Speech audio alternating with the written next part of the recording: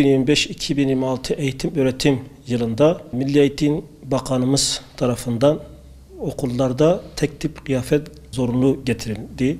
Malumunuz olduğu üzere daha önce kıyafet serbestti, yani isteyen öğrenci istediği kıyafeti giyebiliyordu. Evet, okullarda yine de belli bir kıyafet vardı ama bu zorunluluk değildi. Kıyafet, biliyorsunuz, bir kişinin statüsünü, konumunu, mesleğini gösteren, yani bir unvan niteliğindedir. Bu nedenle biz okullarda kıyafet zorunluluğu destekliyoruz. Öğrenci kıyafeti o kişinin öğrenci olduğunu bir kere gösteriyor. Hangi okulda olduğunu gösteriyor. Öğrenci kıyafetle olduğu vakit en azından insanlar tarafından, çevre tarafından bunun öğrenci olduğu, hangi okula ait olduğu bilinmiş olacak ve bir takım sıkıntıların da önüne geçilmiş olacak. Bununla birlikte tek tip kıyafetin olması öğrenci eşitliği açısından da önemli bir kıstastır. Zira eğer tek tip kıyafet uygulaması olmasa, durumu iyi olan öğrenciler daha güzel, daha şık kıyafetler giyebiliyorken, durumu iyi olmayan öğrenciler daha düşük kalitede, seviyede kıyafetler giyebiliyor. Hatta maddi durumu çok kötü olan öğrenciler belki de yılda bir defa bir kıyafet alabiliyor, değiştirebiliyor. Bu da öğrenciler arasında bir takım sıkıntılara sebep veriyordu. Özellikle okullarda biz bunu görüyorduk. Öğrenci mesela arkadaşı daha düzgün bir kıyafet almış diye kendisinin o değerde olmadığı için ailesine baskı düzenleyebiliyor. Ailenin de alma imkanı olmayabiliyor.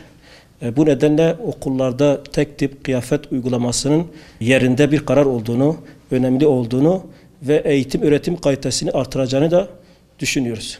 Öğrenci dediğimiz eğitim öğretimin kurallarına uyan, yönergelere, genelgelere, okul disiplin kurallarına uyan bir bireydir. Kıyafetin serbest olması durumunda bazı öğrenciler eğitim ortamına yakışmayan bir takım kıyafetlerle okula gelebiliyorlardı. İşte yırtbaşlı kıyafetlerden tutun, yırtık pırtık ya da moda uygun, işte dizi karakterlerinin, aktörlerinin giydiği bir takım kıyafetleri giyebiliyordu. Toplumun ahlaki seviyesine uygun olmayan bir takım giyim kuşamlarla biz karşılaşıyorduk.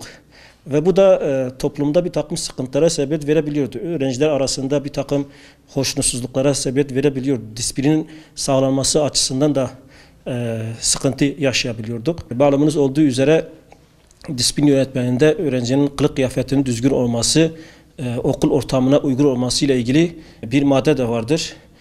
Ancak kılık kıyafet serbest olduğu vakit bu kural da tam olarak yerine getirilmiyordu. Şu anda tek tip kıyafet uygulamasının getirilmiş olması okul idaresinin ve öğretmenlerin de bir nevi elini bu hususta rahatlatmış oldu. Her ne kadar bazı kesimler işte tek tip kıyafetin giyilmesiyle tek tipçi bireylerin yetiştirildiği tezini öne sürseler de biz buna kesinlikle katılmıyoruz. Yani kıyafetin değişmesiyle insanların zihniyeti değişmez yani. Farklı değişik kılıklarda kıyafetlerin getirilmesi, eğitim ortamına uygun olmayan, genel ahlaki değerlere uygun olmayan kıyafetlerle öğrencilerin okula gelmesi, öğrencinin derse adapte olmasını da engelleyebilir.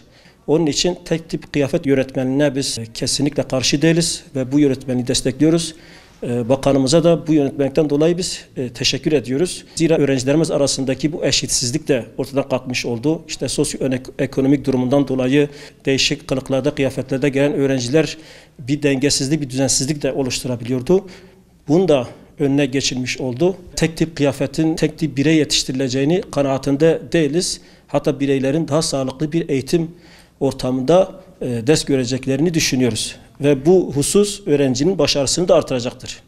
Neyse, yalan söylememek. Aslında bu söyledikleri... Cömertliğe girdik, hepsi yardımdır. Hocam bir şey... Evet. Hocam çekmesin ya. Hocam.